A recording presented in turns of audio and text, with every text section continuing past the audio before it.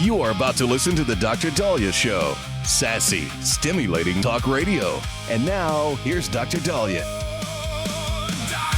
Doctor, tell me true, what's the heart like? All right, we are back on the Dr. Dahlia Show. 1-877 Dr. Dahlia, 1-877 DOCDALI. I don't want to see Chipotle in the news, but Chipotle has gotten back in the news.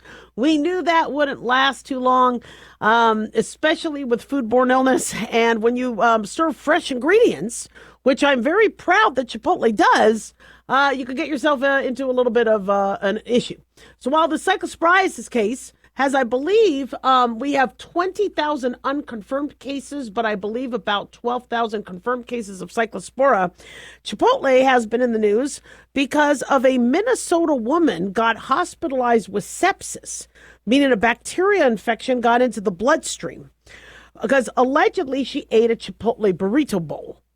She is suing the restaurant chain, alleging that it served her contaminated jalapenos. Now, we found out yesterday that there is an outbreak of salmonella, possibly linked to the jalapenos, where Chipotle had voluntarily decided to remove the jalapenos, swap them out. But according to CBS News, there is now a multi-state outbreak linked to more than 200 illnesses. So Christy Ben filed the lawsuit Tuesday in U.S. District Court in Minnesota, seeking more than $75,000 in damages. According to the complaint, she ate a chicken burrito bowl from Chipotle in Roseville, Minnesota on June 24. 3 days later, she fainted, developed a fever that reached 102 degrees, and was hospitalized with sepsis. She was discharged on June 30th, but says she has never fully recovered. And here we are about 6 weeks later. Genetic testing tied her infection to the broader outbreak, according to the lawsuit. Now, public health officials have connected, at least according to CBS News, 110 illnesses in Minnesota, 212 nationally, to the outbreak, which Chipotle has publicly attributed to a single contaminated lot of jalapeno peppers. The company pulled those jalapenos from its restaurants in early August and replaced them with a product from a different grower, saying they acted out of an abundance of caution. The outbreak has since spread beyond Minnesota, with the CDC reporting at least 345 illnesses across 27 states as of Wednesday, including 36 hospitalizations. The lawsuit argues that Chipotle should have anticipated the risk. It cites that the company's history of foodborne illness incidents, including a 2015 salmonella outbreak in Minnesota that sickened 64 people, a 2020 case in which Chipotle paid a $25 million criminal fine, allegedly after outbreaks sickened more than 1,100 people between 2015 and 2018. And the lawsuit says Chipotle told the public it has learned its lesson, but we now know that it did not. So here's the thing, okay, and I think the reason why I have a little soft spot for Chipotle is because, do you guys remember where somebody, I guess, took a McDonald's hamburger and had it sit outside for years, and the hamburger looked the same? And I like McDonald's, I actually do. It's one of my favorite fast food places. I don't eat there a lot, but I love the taste. But the reason why the hamburger could look the same, even though you shouldn't eat it, and it's obviously is a multiple year old hamburger sitting outside, will make you sick and could possibly kill you. But the reason why that it looked the same is because of the preservatives. And so you started having, pre-COVID, more of these food options, these fast food or convenient walk-in food places that offered fresh ingredients, where you could grab the lettuce or the tomato and mix it in. And when you walk into a Chipotle, you feel like, you're getting some fresh ingredients. The problem is whenever you provide fresh ingredients, you can increase the risk of foodborne illness.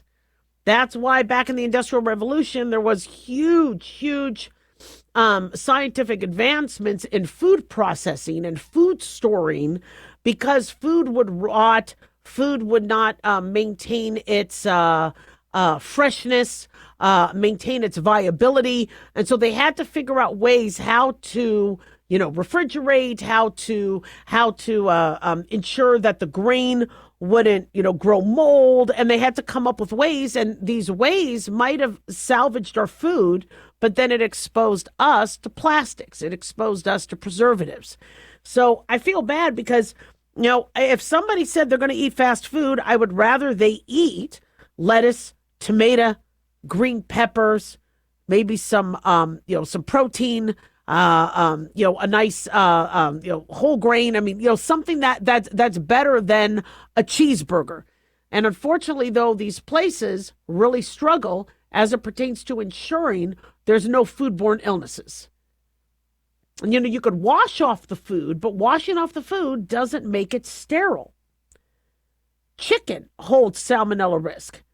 And they're even saying to stop washing off your chicken because it doesn't get rid of the salmonella completely and you're splashing salmonella all over your kitchen. So there's almost this argument where I guess you have to cook everything, but you can't cook your when you cook your vegetables, you lose a lot of the nutrition in them.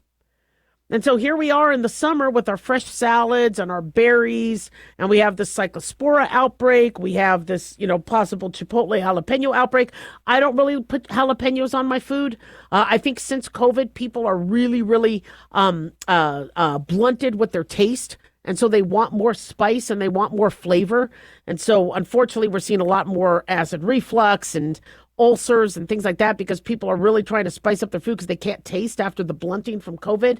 So I'm not really a big jalapeno eater, but I understand why people want to put them in. They're crispy, they're a little chunky, they add more fiber, and they add a lot of flavor.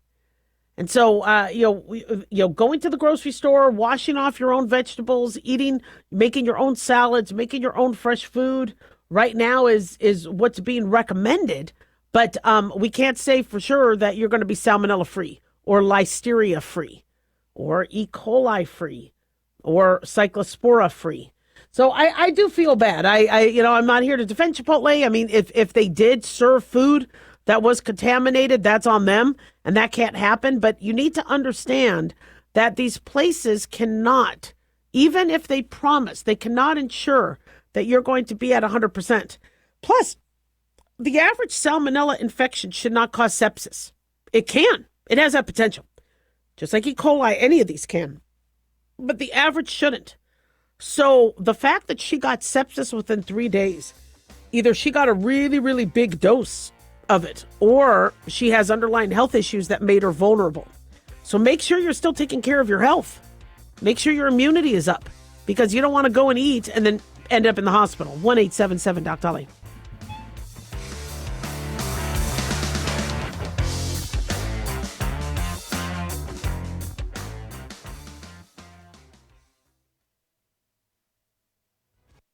This is an urgent announcement for anyone that's $10,000 or more in debt. Before you make another minimum payment, you need to know there are special programs that can completely free you of your debt. Total Financial Freedom can help you become debt-free in months instead of years. Resolve your credit card debt, signature loans, department store cards, internet loans, and timeshares. Call Total Financial Freedom now at 800-878-6020 for a free consultation. For 16 years, Total Financial Freedom has helped thousands get out of debt. You can feel confident when calling because Total Financial Freedom is A+ rated by the Better Business Bureau. Battling for years and years stuck in the endless cycle of minimum payments could take decades. You have the right to get your debt resolved and substantially reduce your monthly payments. Call Total Financial Freedom now at 800-878-6020. That's 800-878-6020. 800-878-6020. Let's face it, guys. We're living in times where the truth is becoming more suppressed and censorship is increasing at an alarming rate, especially on social media platforms. It's Clyde, and I want to tell you about a safe and secure digital playground we put together just for you. It's aftermath.media. You get access to thousands of Ground Zero archives and podcasts, along with our private social media groups with your basic membership starting at only $7 a month. Each subscription includes tech support, access to the RSS feeds, along with our own chat room and Telegram channel. In addition, the premium membership includes research study groups, webinars, a document and movie library, a live video stream of Ground Zero, a monthly Zoom chat with me, and other bonus content. Be sure to check out our yearly specials as well. Sign up today while you're thinking about it. Sign up at aftermath.media. Again, that's aftermath.media.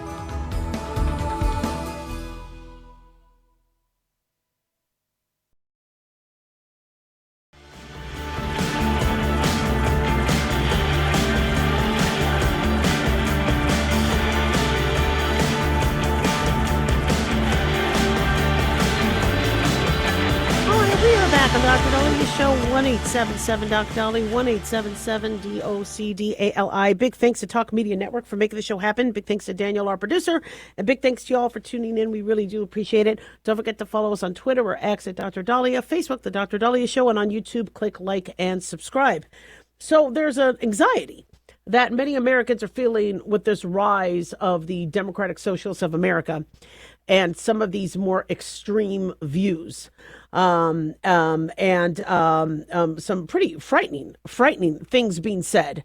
And in our political past, we've always had individuals that would come up and say crazy things. I mean, Ocasio-Cortez, case in point, right? I mean, we've always had, people just, get in front of a mic, say things, and that's how they feel. America's a free country. We are blessed to be able to have freedom of speech and for us to be able to get on a microphone and run a political campaign and choose a platform. But usually crazy doesn't go far. And so these crazy anti-Semitic, anti-government, anti-American, racist things that are being said and just making no sense, things never really went far in the past because the American public as a whole, generally knew crazy from non-crazy. What's making people nervous now is some of these candidates are succeeding. And the Democratic Socialists of America have this reputation of being just completely out there. And to see that they are successful is frightening. And moderate Democrats did this to themselves because they were, flowing the crazy when they were saying, oh, yeah, look at Biden. He's our man. It's AI and it's deep fake videos making Biden look like he's not competent. This, and the average Democrat's going, okay, come on, man, really? I mean, it took George Clooney to go, okay, I can't look like an idiot anymore. I got to say something. To finally say, I don't think Biden can run another term. Really? It took you, George Clooney, that long to finally see that and say it? You finally had the guts to say it. I'm glad you did. But come on, man. And so, those, the Democratic Party are like, look, we kept being lied to. We had to, double down on a lie. We had to, and we're not going to do that anymore. We don't like the average Democrat. We don't want to align ourselves with Pelosi and Schumer. These guys don't represent us. Well, unfortunately, now you have Abdul El-Sayed, who's supposedly a doctor but doesn't practice. And he got his medical degree. I'm not sure why he doesn't practice. But you have this DSA who is aligned with the DSA, maybe even more so, has aligned with Hassan Piker very publicly, but is now going to try to roll that back because he just barely won the primary win. I mean, it was razor thin. And as a result, he needs to get, supporters, and he needs to be able to, face Mike Rogers. And this, Haley Stevens race. And it's interesting because with Michigan, nobody got 50% of the vote. So you would think there would be a runoff. There was a Mallory McMorrow who took 61,000 of the votes. If she wasn't in the race, you'd wonder who would have really won. But I mean, it was razor thin. But because they have a majority rules with Michigan, none of this 50% standard, he ends up squeaking by. And so now you have this progressive who has aligned with podcasters who feel 9/11 was justified, who feel Hamas rape of kids was justified, and if you're American, you're probably going, what the hell are we doing? And then on top of that, a few states over, right, you have a candidate for governor, right, Francesca Hong, who is going back and forth on Thanksgiving right? Who is basically saying cancel Thanksgiving. We should have done this in 1621. Now, this was something she believed in back in 2020. I think she spoke about that on podcasts in 2021. And then 2 days ago, somebody asks what her favorite holiday is. So in an interview with Political, she goes, oh, it's Thanksgiving. Okay, you're going to be representing Americans. What are you doing here? In fact, she's so out of it. Again, she's also aligned herself with Hassan Piker. Hassan Piker drills her, cross-examines her on, are you for this? Are you against this? Are you for abolishing ICE, abolishing police? This is, and she's like, yes, no, yes, no, yes, no. It's really? You're going to let Hassan Piker decide where policy is? Wisconsin. It's an amazing state. I'm licensed in Wisconsin. I love Wisconsin. Really? What are you going to do to that state? And even Bernie Sanders, from what we understand, is not endorsing her. He told John Favreau on Pod Save America he doesn't think he's going to endorse her. He said he met her a couple years ago. She's very, very nice, but he's not familiar with the race. Governor Tony Evers is going to be term limited in Wisconsin. So he says, we have not gotten involved in many governors' races. My major concern right now is seeing that we have a Senate and a House that is going to stand up to President Trump. So he's backing a lot of left-wing candidates, but very interesting how he's stepping off with her. And so, this anxiety that people are having where the crazy is actually winning, you might get a little bit of hope. Mamdani was Zohran Mamdani, who won mayor of New York City, which by the way, he won getting 1 million votes. Or I think only 1 million. There's 8 million people that could have voted in New York City, but only 1 million went to the polls. And so it's not representative of all New Yorkers. But he ends up winning. Why? Because he was up against, what was it, Cuomo and Sliwa. And so he ends up winning. And apparently he got booed. And he got booed off the stage. There was a Staten Island event at the Midland Beach Boardwalk for NYPD's 43rd Patrol Bureau National Night Out against crime. 3,500 residents and families were there. Zohran Mamdani decides to come, and all you hear are boos. And the boos were so loud, and the heckling was so loud that he spoke for less than a minute and got the hell off the stage. So, they're again, where were these people when it was voting time? I mean, I understand Cuomo and Sliwa split the vote. I talked to Curtis Sliwa. He said he's definitely run again. I mean, I think he would be a good mayor. I just don't think he has the support of New Yorkers. I mean, he's a good guy. I like Curtis. I know him very well. Have dinner with him. Good guy. Just, would Cuomo really have won if Sliwa didn't run? Unsure.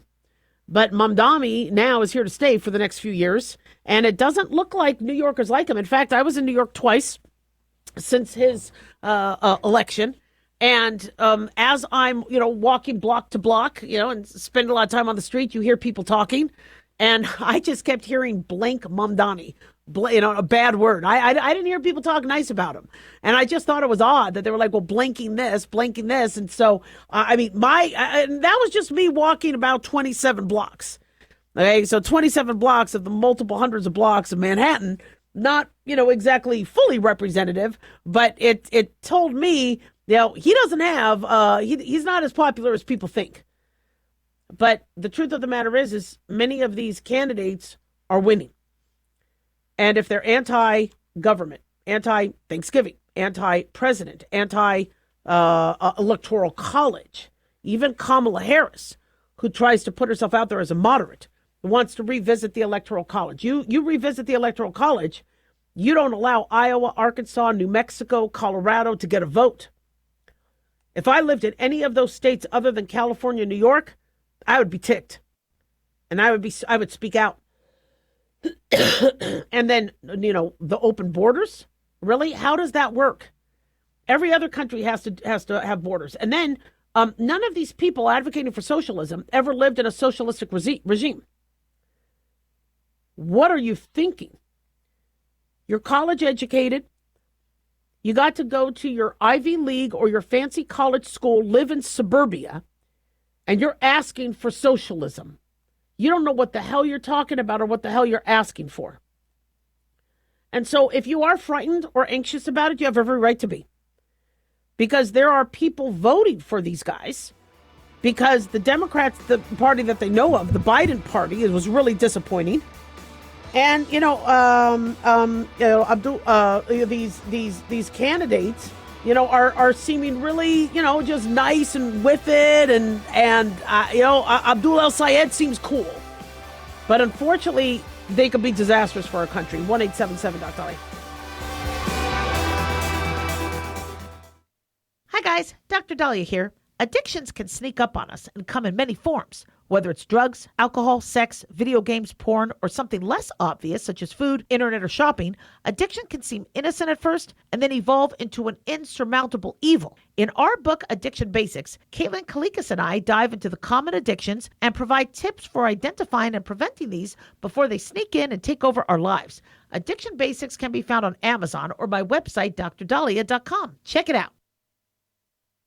Lisa Wolf here to tell you about our newest website for old-time radio lovers. It's 100radioshows.com. At this site, there are 5 old-time radio shows waiting for you to download free as our gift to you. And be sure to browse the additional 700 old-time radio shows available to you for 70% off by using the promo code RADIO at checkout. This is a limited-time offer, so log on to 100radioshows.com. That's 100radioshows.com.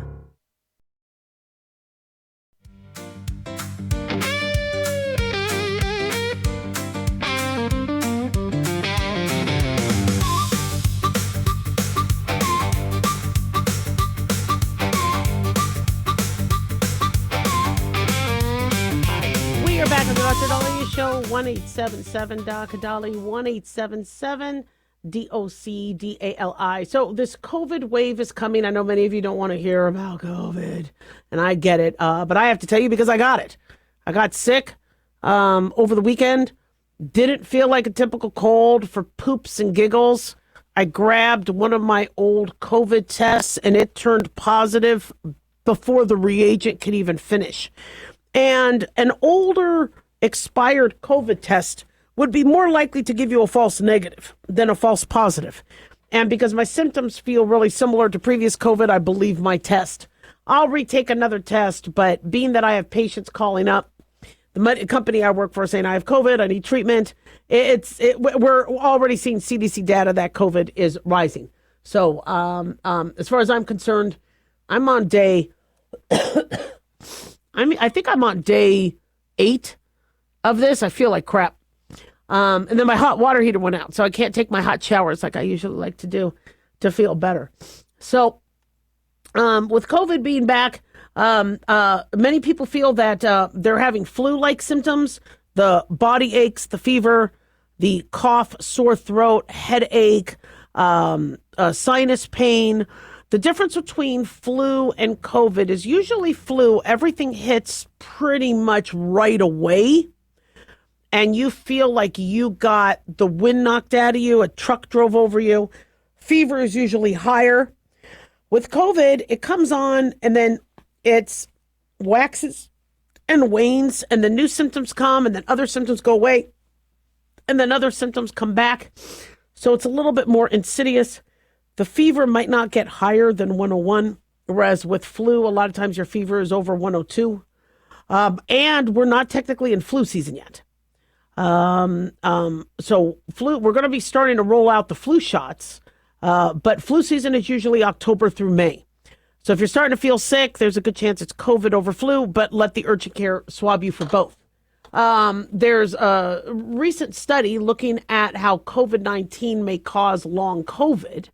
The researchers in this study looked at 1,100 patients who were hospitalized for COVID at 20 hospitals around the country. This was published in the journal Nature. The team was led by researchers at the University of Texas in Austin, and they found that infection with the coronavirus that causes COVID can apparently reactivate other viruses that had been dormant in their bodies. This isn't groundbreaking news because I told you that I'm seeing COVID activate shingles and COVID activate cold sores. So I'm having patients that go, yeah, I got a cold. and then I end up having a cold sore. So they call up getting treated for the cold sore, and I go, did you test for COVID? Because COVID can wake up your other viruses. So when people have long COVID, it could be that the COVID virus causes chronic inflammation, may continue to persist in your body, but it could also be it's waking up your monovirus, your Epstein-Barr, or waking up your herpes virus, or waking up something else. So COVID sucks. All right? I really can't stand the virus. I want there to be accountability. Nobody's really holding China accountable. Nobody's really holding Fauci accountable. Everybody's hands are tied, and I don't ever want to see something like this circulate again, but it is circulating, and we have more strains, and we keep getting hit with this. We're seeing a lot of summer waves with this. I think it's because COVID is very smart, and it knows that it has only certain opportunities to take hold of the host. And during the cough, cold, flu season, COVID has to compete a lot more aggressively. So during the summer, there's not that much interference because flu is seasonal, and flu likes to come regularly during the winter. That's when flu likes to come. And so COVID has to compete with flu. This is why we saw flu cases go down during the COVID years. I saw flu cases go down in 2019, 2020, 2021, because it was competing with COVID. But COVID kind of learned, oh, you know what, with the alpha strain, and then remember it was originally called the UK strain, and then they called it the alpha strain. And then, we saw COVID make a lot of comebacks during the summer. So not surprising that it's going to compete. Then it's going to subside right as flu gets to start taking hold. In terms of flu, you're going to see the flu vaccine rolled out soon, but the FDA has approved a new kind of flu vaccine for older people made with the same mRNA technology they use for the COVID vaccine. The shot is called mFlusiva. Now, it's intended for adults age 50 or older, as opposed to the other flu shots that are the killed, inactivated version, like the skeleton form. It's the more traditional type of flu shot, or the live attenuated, where it's a weakened version of the flu. This is using the newer mRNA technology. Even though mRNA technology we've known about for some decades, we didn't actively utilize vaccine technology until 2020. And so this mFlusiva is utilizing the mRNA technology.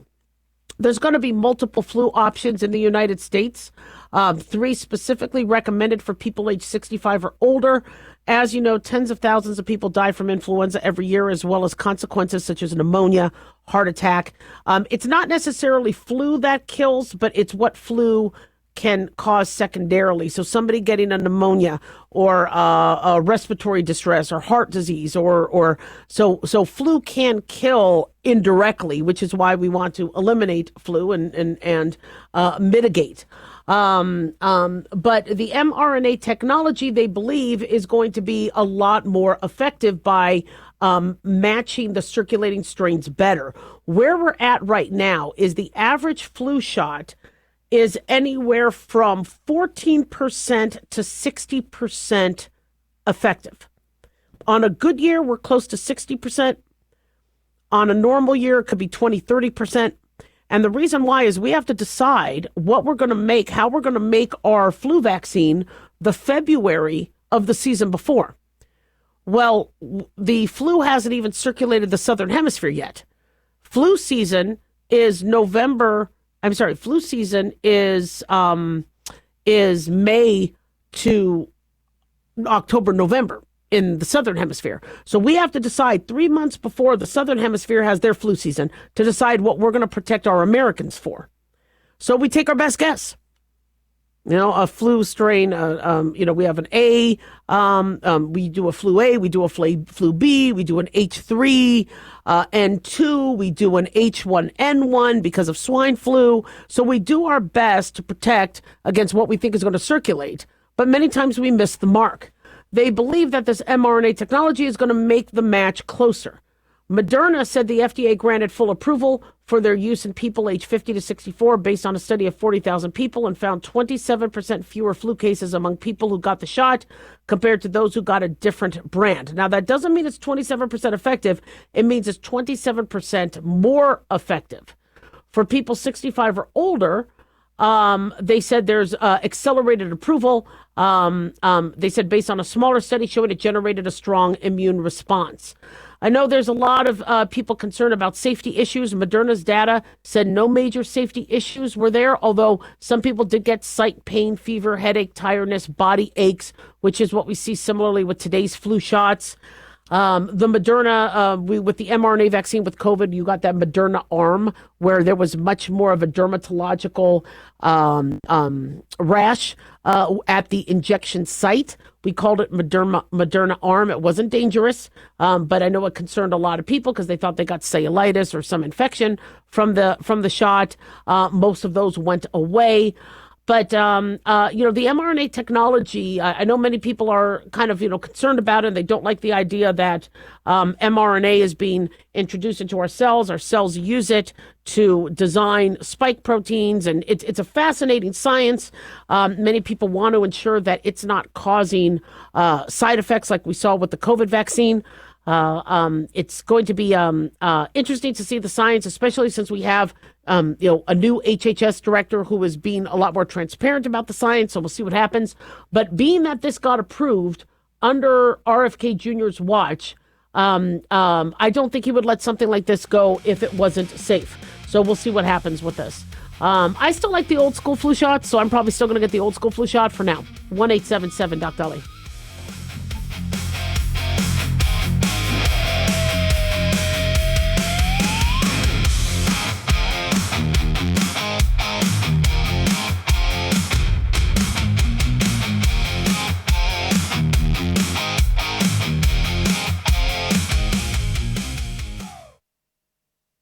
Carl Amari here to tell you about our newest website for old-time radio lovers. It's 100radioshows.com. At this site, there are 5 old-time radio shows waiting for you to download free as our gift to you, and be sure to browse the additional 700 old-time radio shows available to you for 70% off by using the promo code RADIO at checkout. This is a limited-time offer, so log on to 100radioshows.com. That's 100radioshows.com.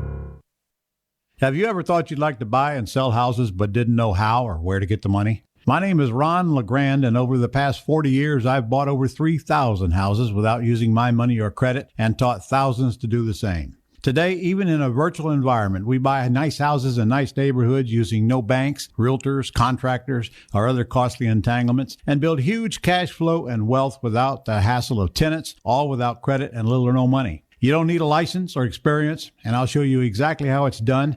Text FREE to 99799, and I'll send you my free training.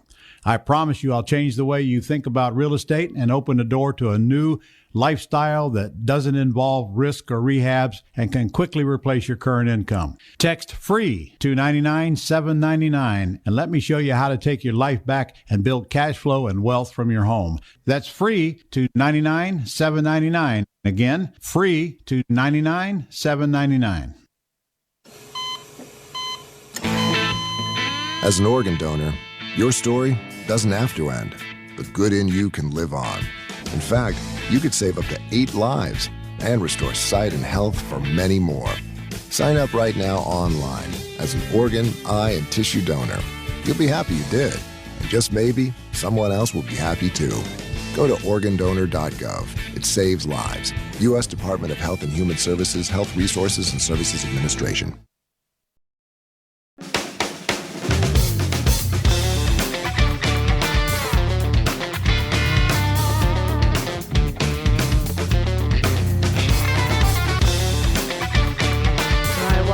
The Dr. Dolly Show. Thank you all for tuning in. 1-877 Doc Dolly. So President Donald Trump was in Las Vegas. It was very, very cool.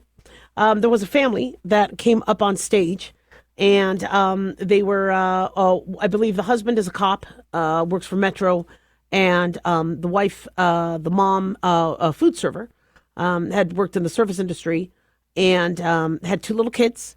So they benefited from the no tax on tips, the no tax on overtime, as well as the Trump accounts for the kids. And she comes up there and she speaks, and her little one, I think her little 2 or 3-year-old, decides to, dart across the stage, and Trump runs to try to make sure the little one doesn't fall off the stage. It was pretty cute. You could see Trump likes kids. He's probably really, really good granddad. Yeah, you can see he likes to teach and talk to kids and be around kids.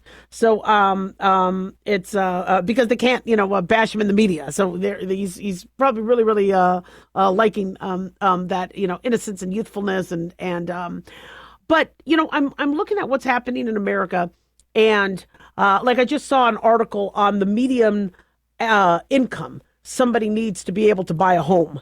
And I'm amongst a lot of young millennials and Gen Zs because I teach. And there's a lot of, students of those ages. And of course, my kids are those age, and then my kids' friends. And so I'm among that population a lot. In fact, I'm among that population more than my population, the Gen X's, because I'm just around younger people all the time. People my age are always like home, or they're going to bed early, or they're, so I'm like hanging out more with the younger people. And so if you're watching, what's going on with the elections, and you're looking at, this crap Hassan Piker leading the DSAs and getting his candidates nominated and interjecting himself in all these campaigns, and you're seeing what's going on, you need to actually put yourself into what these younger people are thinking. All right. So if the average salary needed to buy a home is over $100,000, in fact, a new Redfin report says you would need an annual income of $109,796 just to purchase a median-priced U.S. home in June of 2026, while spending no more than 30% of said income on housing costs. Even though it's a little lower than last year of $110,000, that scares people. So what is the average younger generation, your Gen Z or younger millennial, thinking right now? Okay. Your Generation Alpha, they're kind of still, finding themselves, and they're, what now, high schoolers, and they're, because they were born in 2010. So they're, 16 in their teens. So they're still too young. So we're still looking at Gen Zs making a lot of the decisions, especially since they can vote. So they're looking at, one, can they afford a house? And if they can't get a house and they have to still rent, they're not going to be able to make equity. So they're a little upset about the housing issue. Not that that's Republicans' fault or Democrats' fault, but that's an issue they have. Number two is they can't count on their job being stable. All I had to do is get into medical school. It wasn't easy. It was hard. I had to support myself, work multiple part-time jobs, get the grades. But if I made that goal, if I was able to get into medical school, I could pretty much, back in the 90s, know that I would have a job. Now, that changed with Obamacare and corporate America, but at the time, there was A through Z. If you get through A through Z, you have a job. With the Gen Zs and millennials, they were lied to. Go to college, borrow money, you'll get a college degree, you'll get a job, and they don't have a job. Or the job is firing them or replacing them with AI. Then they don't have community. They're isolated. Since COVID, their coworkers are working at home. They're forced to find dates online. It's too expensive to go to the bar. It's too expensive to date. So they have to meet somebody on a online platform and then meet them for coffee. So now you have these younger, more energetic candidates, and you have these causes, and you have these, and I'm not saying, because there's a lot of Gen Zs out there that are conservative. There's a lot of Gen Zs out there that are not falling for this BS. But you have a lot of people out there going, no one's going to college groups anymore. They're not, doing tailgates. We're not seeing a lot of the other sort of activities that, we used to, be able to find community in. And many of them are getting attracted to fanaticism. They're getting attracted to the idea of, if you're not going to be able to accomplish financial security, if you're not going to be able to accomplish your career, why don't you accomplish something politically? And so it's attracting these younger people. So if the Republicans want to win, or the moderate Democrats want to win, they need to figure out how to allow these individuals, these younger individuals, to feel like they're going to A, succeed, B, be prosperous, and C, be included. Now, one of the reasons why Trump won in 2024 is because the Democrats went the other way, with young males and making people who were white feel, that they were the bad guy and they were evil. And so many of them are like, look, I'm tired of this.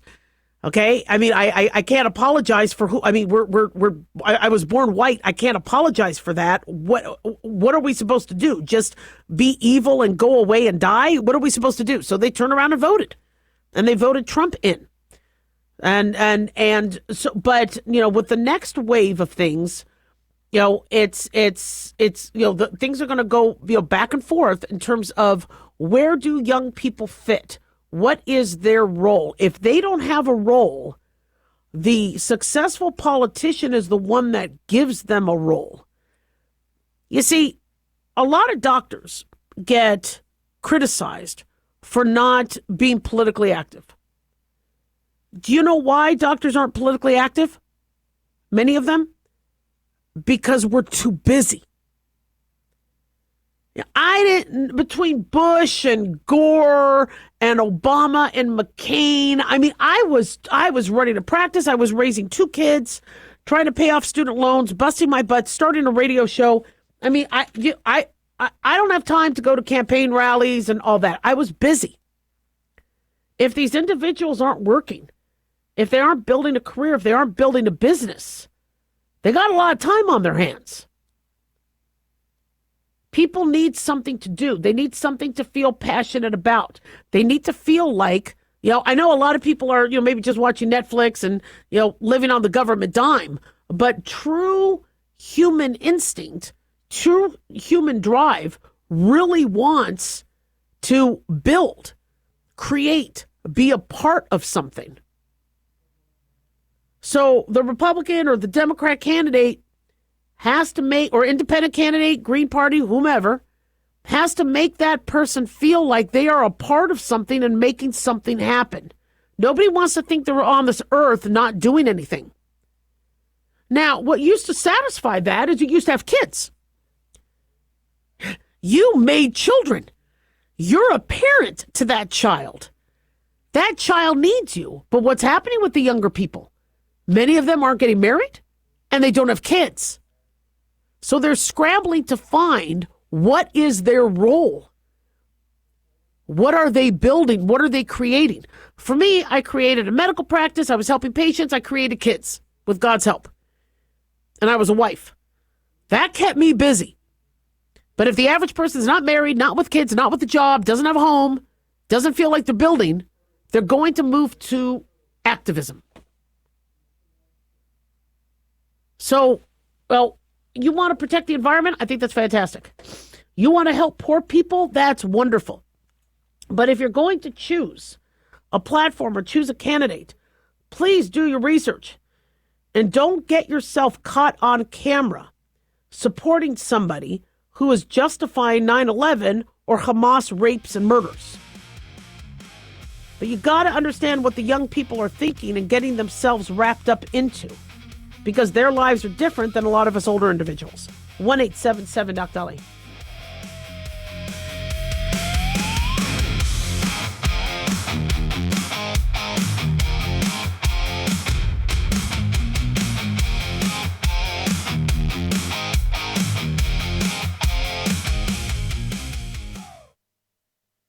Can you believe, with all the recent violent protests, looting, and destruction, some areas are considering either defunding or abolishing the police?